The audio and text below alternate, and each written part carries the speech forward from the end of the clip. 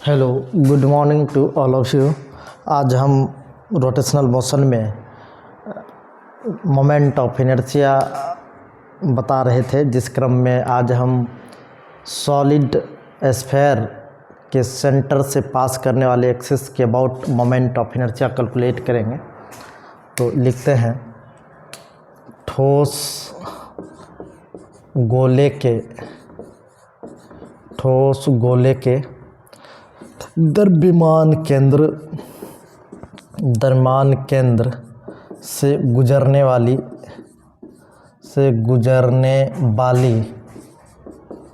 अक्ष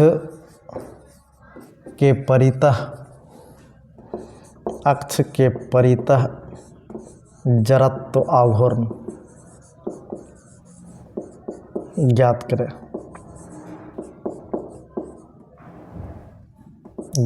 करें।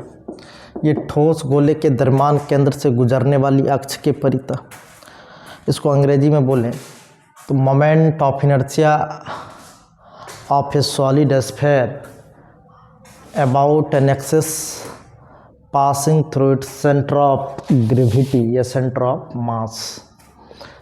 तो जैसे मान लीजिए ये एक सॉलिड स्फीयर है, इस सॉलिड स्फीयर का जो सेंटर ऑफ मास है ये सेंटर पे होता, और इससे पास होने वाले ये एक एक्सिस है, इससे पास होने वाले कोई एक एक्सिस है, जिस एक्सिस के अबाउट क्या निकलना, मोमेंट ऑफ इनर्शिया।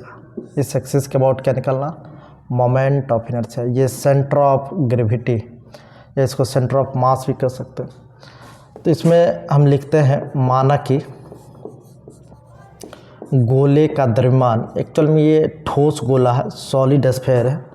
तो सॉलिड स्फीयर हम मोमेंट ऑफ इनर्शिया कैसे निकालते थे, इससे पहले भी 2-3 वीडियो अपलोड कर चुके थे। मोमेंट ऑफ इनर्शिया किसी भी बॉडी का किसी भी एक्सिस के अबाउट जब निकालते हैं तो ऑब्जेक्ट के मास और ऑब्जेक्ट और एक्सिस के बीच के डिस्टेंस के स्क्वायर का प्रोडक्ट, मतलब डिस्टेंस के स्क्वायर का प्रोडक्ट और मास ऑफ द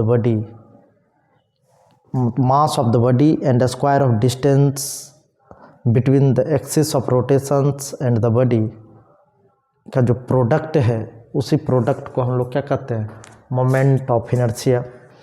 तो माना कि गोले का द्रव्यमान m, अच्छा गोले की त्रिज्या कितनी होगी, तो गोले की त्रिज्या क्या हो जाएगी, r। तो गोले का द्रव्यमान m है और गोले की त्रिज्या क्या है, r। जैसे मान लो ये गोला है तो इसका मास पूरे वॉल्यूम में बिछा हुआ होगा, तो टोटल वॉल्यूम कितना, 4/3 पायर क्यूब। तो 4/3 पायर क्यूब वॉल्यूम में कितना मास, तो m मास। तो यूनिट वॉल्यूम में कितना मास, m divided by 4/3 pier cube. तो ये टोटल यूनिट वॉल्यूम का मास। तो गोले के प्रति एकांक आयतन का द्रव्यमान, गोले के प्रति एकांक, क्योंकि यहाँ गोले का जो द्रव्यमान है पूरे के पूरे वॉल्यूम में डिस्ट्रीब्यूटेड होगा, पूरे स्फीयर के वॉल्यूम में डिस्ट्रीब्यूटेड होगा। तो गोले के प्रति एकांक आयतन, गोले के प्रति एकांक आयतन का द्रव्यमान, गोले के प्रति एकांक आयतन का द्रव्यमान देखेंगे तो m/4/3 pier cube, m divided by 4/3 pier cube. अब है क्या, इस गोले का जो मोमेंट ऑफ इनर्शिया इस एक्सिस के अबाउट निकालना है, ये एक ही बार में निकलेगा नहीं, तो इसको स्मॉल पीस के आधार पे काटना पड़ेगा। तो हम क्या करते हैं, x डिस्टेंस पे, इस ओरिजिन से कितने डिस्टेंस पे, x डिस्टेंस पे dx थिकनेस का एक डिस्क काटते हैं।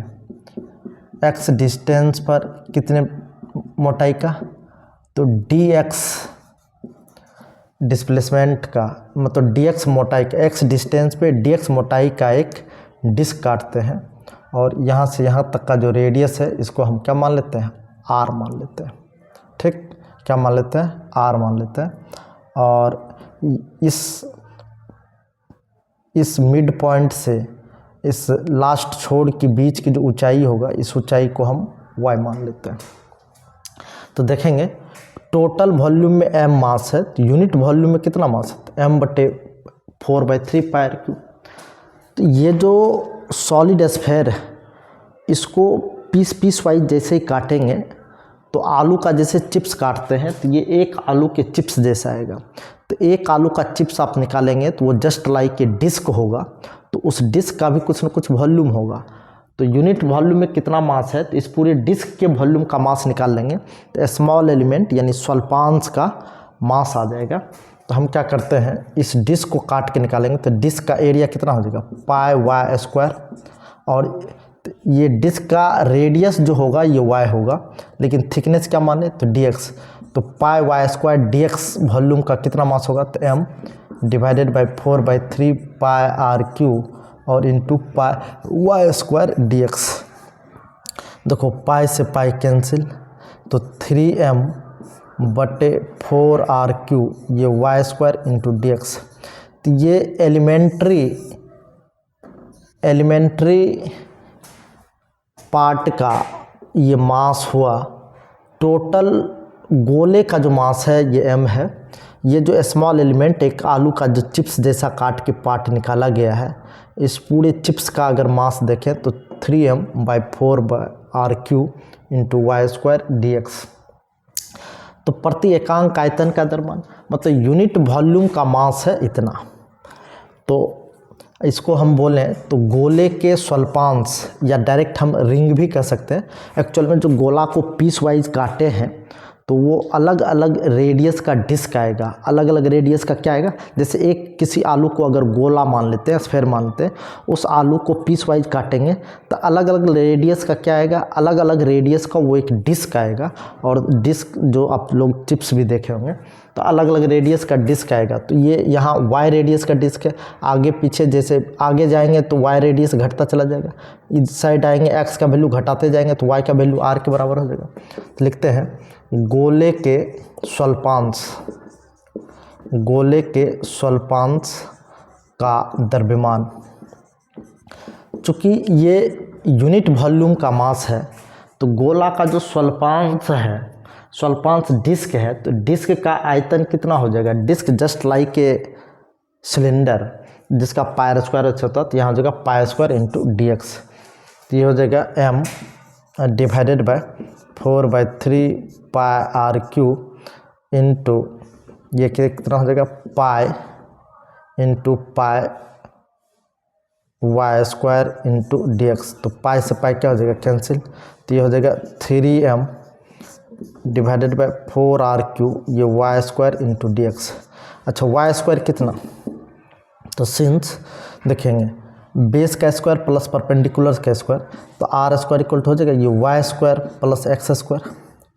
यहाँ से डायग्राम में देखेंगे ये x बेस का काम करेगा और y परपेंडिकुलर का काम करेगा, और ये r जो है वो हाइपोटेनस का काम करेगा। तो y² इक्वल कितना हो जाएगा r² माइनस s²। तो r² का वैल्यू अगर हम लिखें यहाँ तो 3m/4r³ इंटू ये r² minus x² into dx। तो ये यूनिट वॉल्यूम का मास है और ये एलिमेंट स्मॉल एलिमेंट का मास है। ये किसका मास है, स्मॉल एलिमेंट का मास है। Small element of solid sphere कह ले, सॉलिड स्फीयर को शॉर्ट में SS भी हम लोग कहते हैं। तो mass of small element of solid sphere कितना आ गया, तो 3m/4r³ into r² minus x²। ये केवल एक डिस्क का मास आया। ऐसा डिस्क ढेर सारा होगा, तो ऐसा डिस्क ढेर सारा होगा तो सारे डिस्क, एक डिस्क का मोमेंट ऑफ इनर्शिया निकाल के इसको इंटीग्रेट कर देंगे तो टोटल गोले का मोमेंट ऑफ इनर्शिया आ जाएगा। जैसे x का वैल्यू घटाते जाएंगे x का वैल्यू 0 कर देंगे तो सेंटर पे x का वैल्यू 0 से बढ़ा के r करेंगे तो आधा गोला हो जाएगा, तो 2 से गुना कर देंगे तो पूरे गोला का हो जाएगा। तो अब हम निकालते हैं गोले के स्वल्पांश का जड़त्वाघूर्ण। तो गोले के स्वल्पांश का जड़त्व आघूर्ण एक्चुअल में हमको निकालना था पूरे गोले का जड़ता घूर्ण, लेकिन पूरे गोले का जड़ता घूर्ण एक बार हम निकाल नहीं सकते थे, तो इसलिए पहले गोले के स्वल्पांश का द्रव्यमान निकाले। अब गोला का जो स्वल्पांश है ये एक डिस्क का काम कर रहा है, यानी एक चक्ति का काम कर रहा है। तो उस गोले के स्वल्पांश का जड़ता घूर्ण यानी उस चक्ति का जड़ता घूर्ण क्या होगा, तो DI। तो ये कितना, शायद याद होगा, डिस्क का जो जड़ता घूर्ण सेंटर ऑफ ग्रेविटी से पास होने वाले एक्सिस के अबाउट निकालते थे, 12mr² था। कितना था, 12m। तो m की जगह क्या होगा, डिस्क का जो मास है ये dm है, r²। तो डिस्क की रेडियस कितनी है, हालांकि गोले का रेडियस तो r, लेकिन अभी हम चूंकि गोले के स्वल्पांश का जड़ता घूर्ण निकालें, तो गोला का स्वल्पांश है क्या, डिस्क है, तो डिस्क का रेडियस कितना, तो y²। तो dm इंटू y²। तो गोले के स्वल्पांश का ये जड़ता घूर्ण। अब पूरे गोले का जड़ता घूर्ण अगर निकालना चाहेंगे तो क्या होगा, तो गोले का जड़त्व आघूर्ण, तो गोले का जड़त्व आघूर्ण कितना होगा, तो गोले का जड़त्व आघूर्ण होगा I। तो ये कितना हो जाएगा, तो 12dm इंटू y²। ये इंटीग्रेशन करेंगे कहाँ से कहाँ, तो x का वैल्यू, अच्छा ये x इसमें वेरिएबल है क्योंकि एलिमेंट्री मास के लिए, तो ये x का वैल्यू वेरिएबल लेंगे तो ये 0 से लेकर के r तक, तो 0 से लेकर के r तक। लेकिन x का वैल्यू 0 से r तक लेंगे भी तो आधा गोला ही होगा, तो पुनः 2 से क्या करना पड़ेगा, मल्टीप्लाई, या नहीं तो इस साइड -r से स्टार्ट करेंगे तो -r से 0 और पुनः +r तक, तो -r से +r तक लिमिट ले लीजिए, नहीं तो 0 से r तक लेने के बाद आधा गोला आया तो 2 से क्या कर देंगे, मल्टीप्लाई, 2 से क्या कर देंगे, मल्टीप्लाई। अब y² को हम r² के टर्म में बदले हैं तो लिख दें, तो 12 इंटू 2, तो 2 इंटू हाफ, ये कैंसिल हो जाएगा। dm का वैल्यू कितना, तो 3m/4r³ into r² minus x² into dx, r² minus x² into dx, ये y²। तो y² का वैल्यू कितना, r² माइनस x²। ये कहाँ से कहाँ तक, तो 0 से लेके r तक, तो 2 से 2 क्या कर देंगे, कैंसिल, 2 से 2 क्या हो जाएगा, कैंसिल। तो अब जो इसका आएगा ये इस पार्ट में हम लिख रहे हैं, तो जो कांस्टेंट टर्म है वो इंटीग्रेशन से क्या आएगा, बाहर, तो इंटीग्रेशन से बाहर आ जाएगा, तो 3m/4r³ और देखो r² minus x², r² minus x², और यहाँ भी r² माइनस x²। तो ये इंटीग्रेशन के अंदर जो बचेगा r² माइनस x² का होल स्क्वायर इंटू dx, और ये लिमिट कहाँ से कहाँ तक, तो 0 से लेके r तक। अब जो कांस्टेंट टर्म था वो तो बाहर निकल ही गया, अब इसको क्या करेंगे, इसको आप जो है a माइनस बी के होल स्क्वायर पर तोड़ देते हैं, a माइनस बी के होल स्क्वायर पर क्या करते हैं, तोड़ देते हैं। r⁴ अब plus x⁴ minus 2r² x² into dx, और ये कहाँ से कहाँ तक, तो 0 से लेके r तक। तो ये 3m/4r³ ये आई, ये देखो r⁴ और ये dx 0 से लेके r तक, ये x⁴ dx ये कहाँ से कहाँ तक, 0 से लेके r तक, माइनस 2r², ये कहाँ से कहाँ तक, तो x² dx ये 0 से लेके r तक। कुछ इस तरीके का हम लोग कैलकुलेशन करेंगे, जिसको छापना हो यहाँ से छाप लेंगे।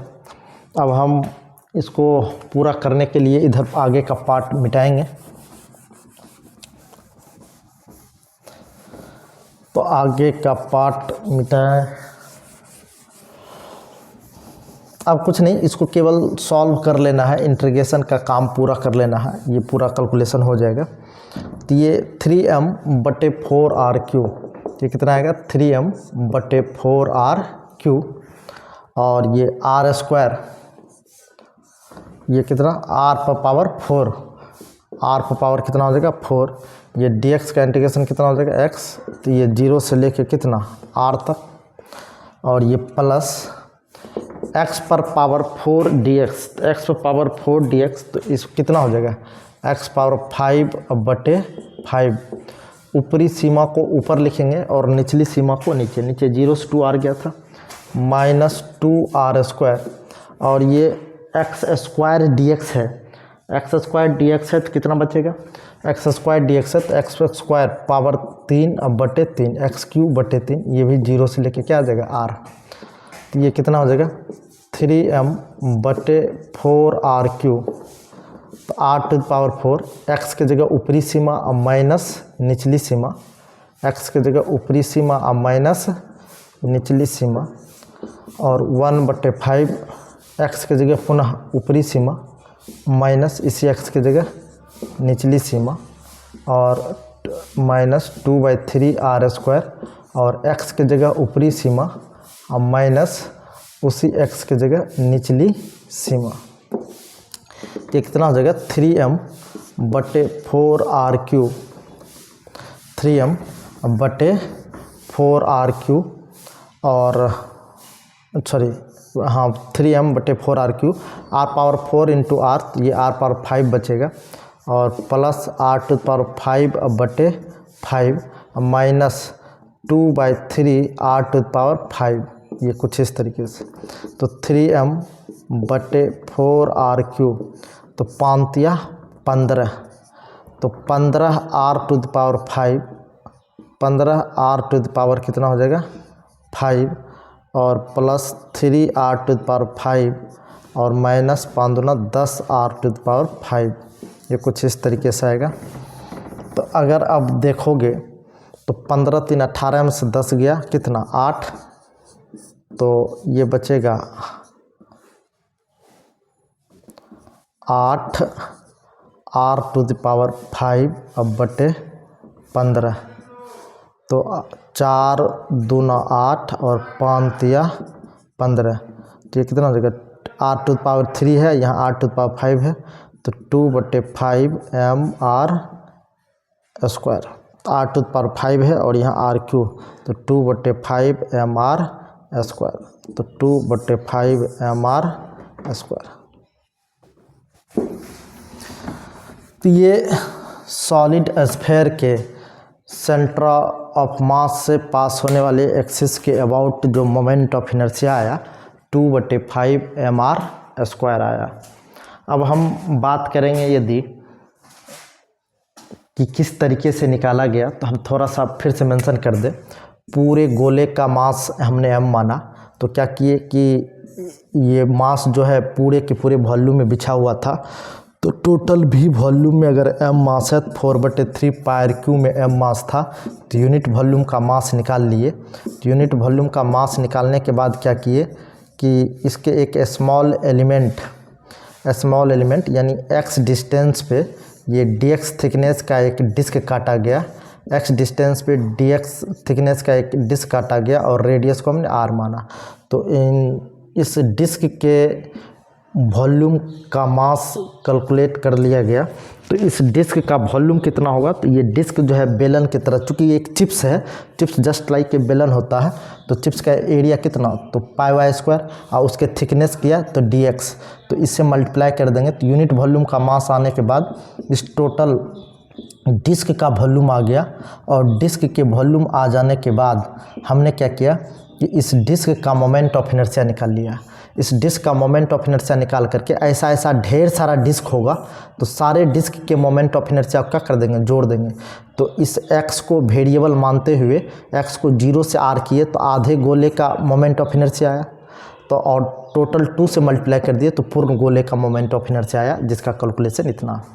तो चलिए, ये था सॉलिड स्फीयर के द्रव्यमान केंद्र से गुजरने वाली अक्ष के परितः जड़ता घूर्ण। अगर कोई स्पर्श रेखा के परितः जड़ता घूर्ण पूछ देगा, तो इसमें समानांतर अक्षों के परिमेय को लगाते हुए हम लोग इसको शिफ्ट कर सकते हैं।